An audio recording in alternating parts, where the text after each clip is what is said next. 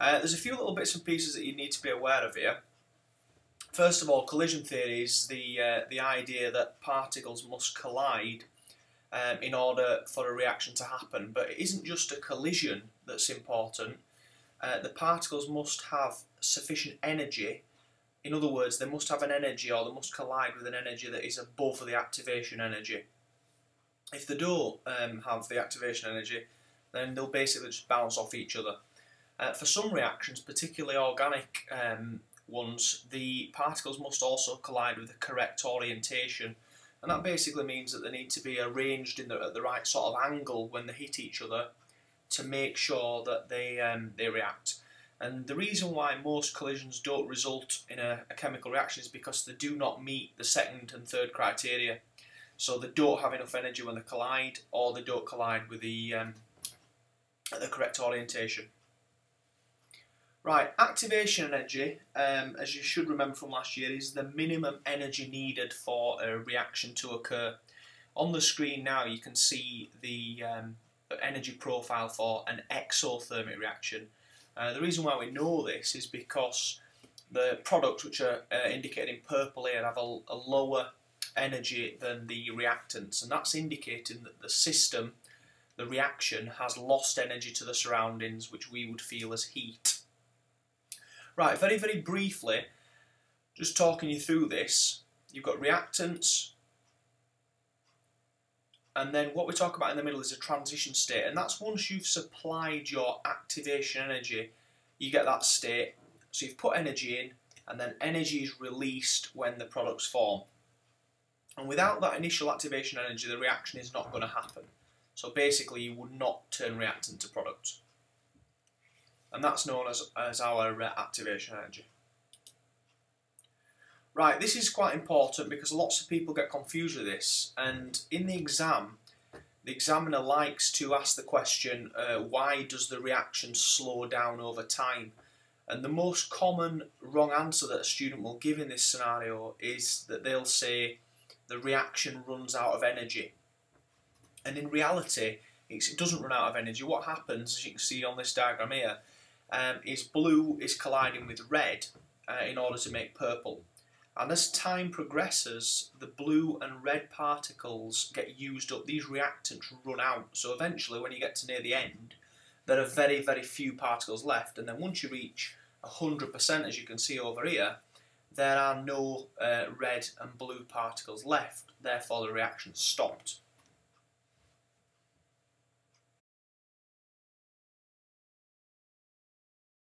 Right, so talking about what speeds up the rate of a chemical reaction now. Basically, there are 4 factors that you need to know.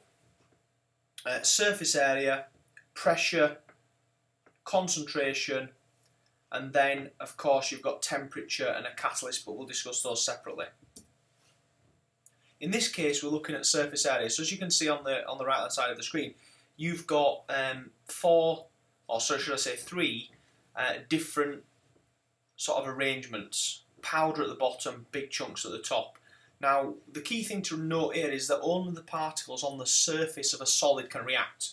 So when you look at a big chunk, all of the inside is unobtainable and cannot be sort of reacted until the outside layer has worn away, or reacted away if you like. So the key phrase here is if you increase the surface area, and it's important that we sort of emphasise the red text here, there'll be more collisions with an energy above EA, so the rate of the reaction will increase. And it's very easy when it increases the surface area of a solid. You just compress it down until it forms a powder, and a powder will react very, very quickly, whereas these solid chunks will take a long time to react. And in this particular case, this reaction here, you've got calcium carbonate and acid reacting, and you'd probably realise that if you carried it out with powdered calcium carbonate, it would be quicker than if you carried it out with calcium carbonate chunks. The key point here is, provided you use the same mass of calcium carbonate in both reactions, you will still get the same amount or mass of products formed. The only difference being that in the powdered reaction, the products would be formed at a faster rate, but you wouldn't actually get any more product formed. Right, okay, so very quickly looking at the effect of surface area on rate of reaction, you can see two examples here in red and green, and then the third one in blue, which is basically powdered solid. And what you're seeing, again, by all the lines reaching the same point, the same amount or the same volume of gas is being evolved, but in the blue scenario, that amount of gas is being evolved quicker than it has in the green and in turn in the red. So essentially you've got the same amount of product, but it's just being obtained faster or at a higher rate with the powdered marble or calcium carbonate.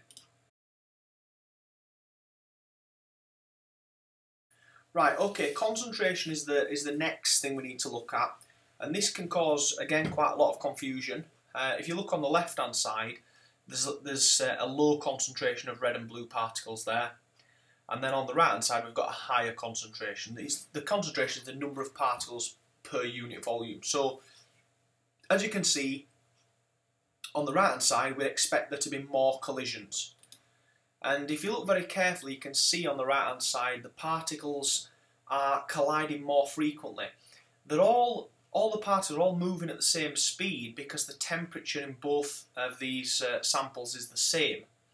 But the reason why we've had more purples produced on the right hand side is because the concentration of reactant is far greater on the right hand side, therefore we've ended up with a higher rate of reaction. There's been more collisions, essentially giving us a higher rate of reaction. Now we could leave that for a while.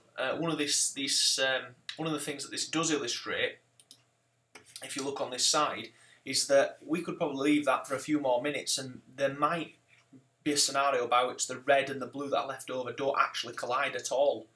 And that's why when you've got some reactions, you start off and you think, right, we've got 1 mole of solid, we should get 1 mole of product. In reality, sometimes you don't get that because not all of your reactant will react. The reactions don't always go to completion because reactants remain unreacted, basically.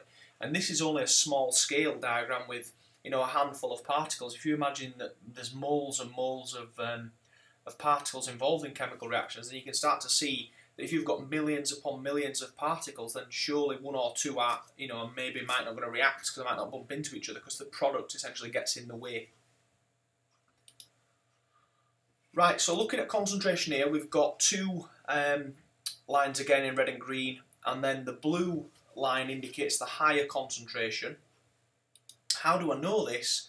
Well, if we look, we can see that the blue line is achieving the same volume, but we've got it quicker because the concentration is higher.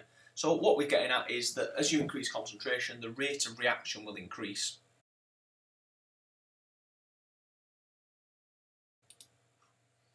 Right, the next one is pressure, and this really only applies to gases. If you increase the pressure, basically that's the same as decreasing the volume. So if you look on the right hand side, we've got a far higher pressure because we've got a smaller volume. So we're going to get more collisions, and we'll watch this run through, and you can see again that the particles are colliding more frequently on the right hand side because there's a greater pressure. You're bringing them particles closer together. There are more collisions with energy above EA, therefore a greater rate. The one on the right hand side is already finished now. Now again, we could leave the left hand side one to go on a little bit longer, and it might not all react, but the point of the animation is to show you that the increased pressure has contributed to a greater rate of chemical reaction.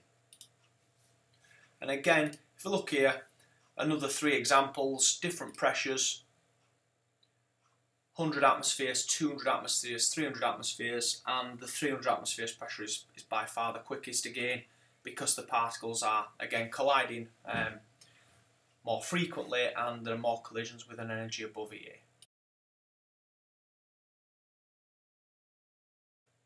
Right, the last thing we need to look at is the temperature. Now, temperature is a real tricky one because it's by far and away the most efficient way to increase the rate of a chemical reaction. When you increase temperature, the particles on this particular animation, if I just cool it down first of all, the particles move very slowly when the temperature is low. As you increase the temperature, what you do is you give the particles more energy. This means that they collide more often, that's the first very important point, and they also collide with more force.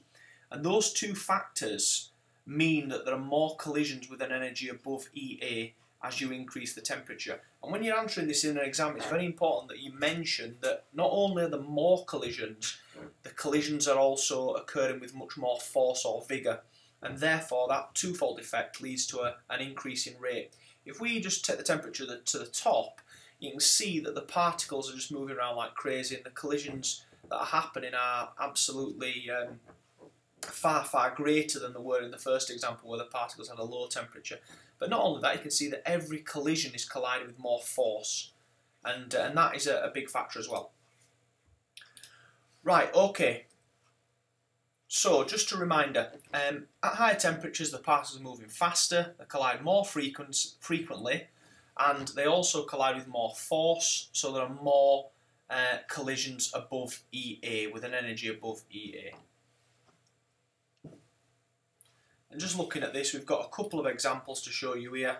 Again, the three scenarios that you've got, and these again are different temperatures, 300, 325 Kelvin, 350. Now as a general rule, if you take the temperature up by 10 degrees Celsius or 10 Kelvin, then you would approximately double the rate. Now that depends on the type of reaction that you're dealing with, but it's a rough guide to use. And if you were going to change one thing to increase the rate of a chemical reaction, then temperature would be the one that you would increase, because that has the most dramatic effect on the rate.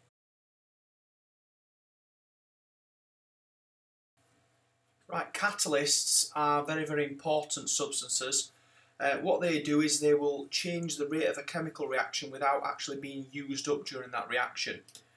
So what they do is they produce the same amount of product, but you just get it in a quicker sort of time. So a catalyst will speed things up so the reaction proceeds quickly, and that's going to save the manufacturers money, and it's going to save them cost, because it means that they can use a lower temperature in order to get their reaction sort of running at an efficient sort of speed. Right, just looking at the little diagram that you can see, the little green line that sort of goes up is an indication of how much energy we have to put in order to get the reaction to start. That's called the activation energy, and it's given the symbol EA. EA just means the energy of activation. Now if you look on the first tall green line, the activation energy from sort of where the mouse is now to the top is quite high. If we repeat that with a catalyst, then you can see that the activation energy is much lower. So I'm having to actually put less energy in order to get the reaction started when I use a catalyst. So the purpose of that is it will save us money, and also there's obviously less energy needed, so that means there's less CO2 emissions, because when you've got energy, you've got to get that from somewhere, and that could be from a power station if it's electrical energy, or you could be burning fuels to generate heat energy, all of which give out CO2, which is a greenhouse gas, and sulfur dioxide, which is a cause of acid rain. So these are very useful substances. Now, most catalysts that you will come across at GCSE generally tend to be transition metals. So nickel is an example of a catalyst. It is used in the production of margarine. Iron is used in the Haber process, and platinum is used in car exhausts, and it breaks down nasty gases like carbon monoxide and nitrogen oxide into carbon dioxide and nitrogen. So that's a useful way to cut down pollution in cars.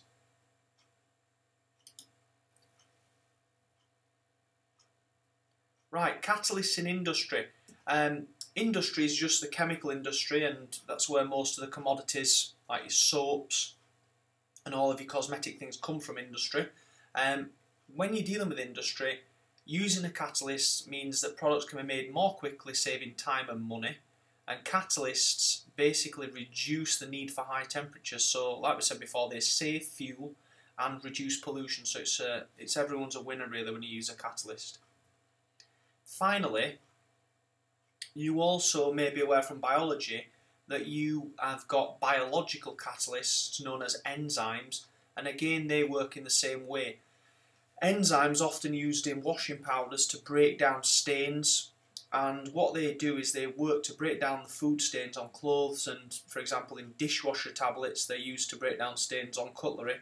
And what you would find is by using an enzyme in your washing powder, you can actually wash at a lower temperature, and of course that saves you money, but it also cuts down pollution, so your electricity bill will be lower. And also there'll be less pollution because you'll be using less electricity, so the power stations will be producing less, therefore less pollution given off by them.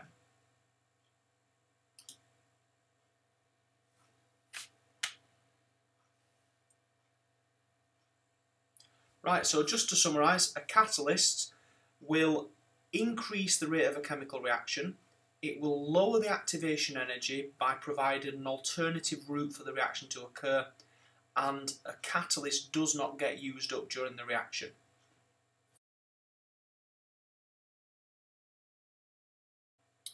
Right, the next section is to look at exothermic and endothermic reactions.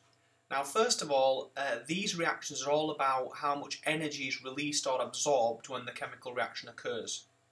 So you'll all remember when you were probably lower down school that your teacher might have done a reaction in the lab and it gets warm.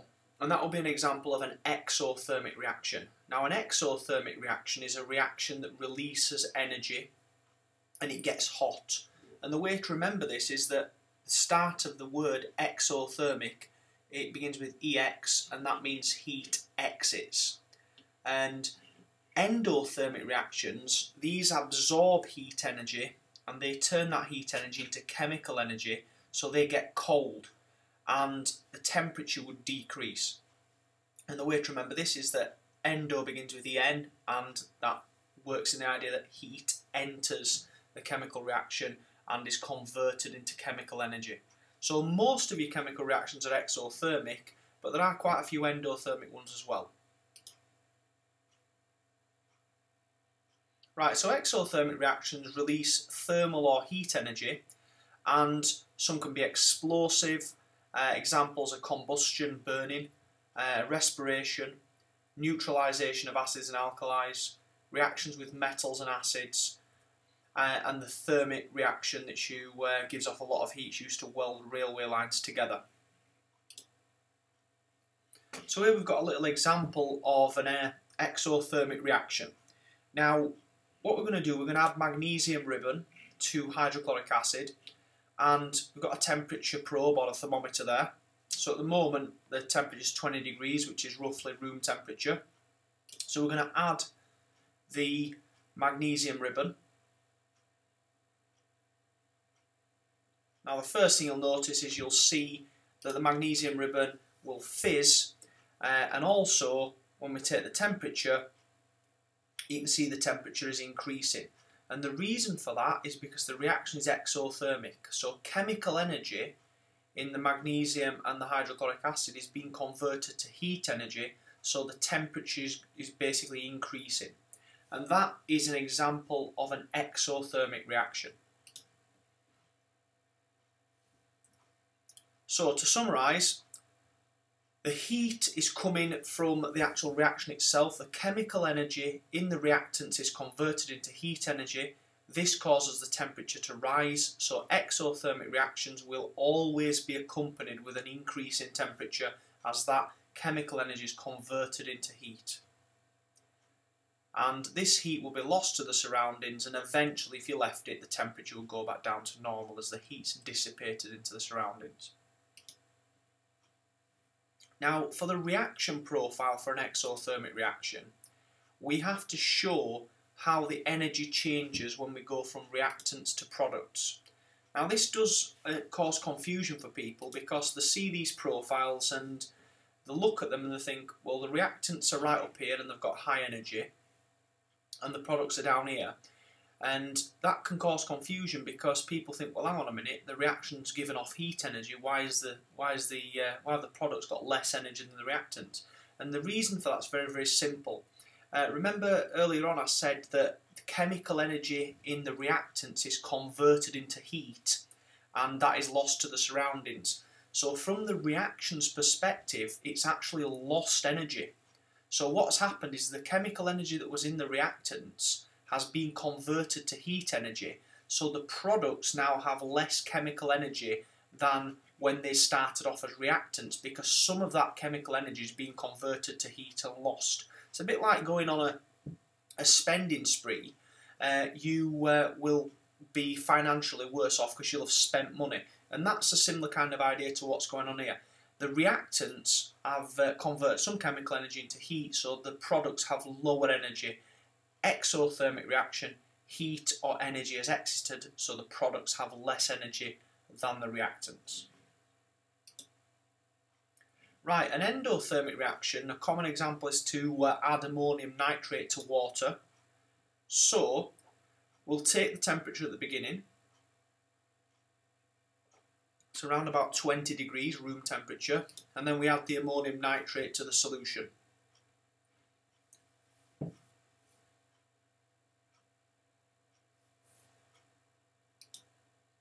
Now the ammonium nitrate dissolves in the water and the temperature of the mixture will decrease.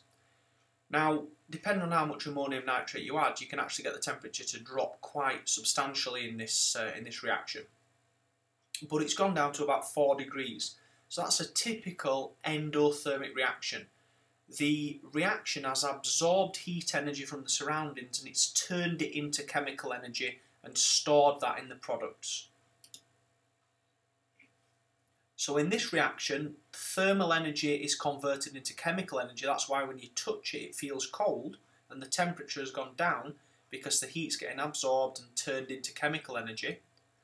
And the temperature will go down, and thermal energy from the surroundings is transferred to the reaction mixture, and the energy is then stored as chemical energy. So in terms of a reaction profile, then you would have your reactants and then your products would be higher up in energy than the reactants because the reaction has absorbed heat energy and turned that heat energy into chemical energy, and as a result of that the products now have more energy than when you started them off as reactants, and that's because the energy is being absorbed. Remember, the reaction profile is always from the beaker's perspective or the reaction's perspective, and what we're showing here is that the reaction has absorbed energy, so its products have higher energy than the reactants.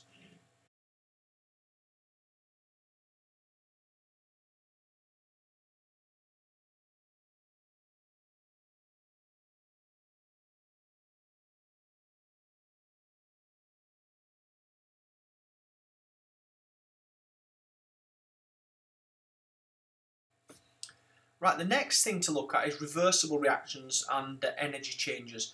This is just something that can cause a little bit of confusion. You'll have remembered from earlier in the videos we looked at some reactions that were what we'd call reversible. We know they're reversible because they have this symbol, and a reversible reaction is just one that can sort of go in both directions. So the copper sulfate can turn into anhydrous copper sulfate and water, and then these can turn back again. Now, the only thing you need to know about reversible reactions is that in one direction they will be endothermic, and in the other direction they will be exothermic. Now, in this case, it just so happens that the forward reaction is endothermic, and therefore the backward reaction is exothermic. Now, just to give you an idea, if the forward reaction had an endothermic value of plus 200 kilojoules per mole, then the backward reaction would have a value of minus 200. Whatever the numbers are, they'll be the same, but just the opposite sign. And it doesn't have to be the forward reaction that's endothermic. It is in this example, but there are other examples where the forward reaction might be exothermic and the reverse reaction might be endothermic. So the only thing you need to really realise from this is that if a reversible reaction is endothermic in one direction, then it will definitely be exothermic in the opposite direction.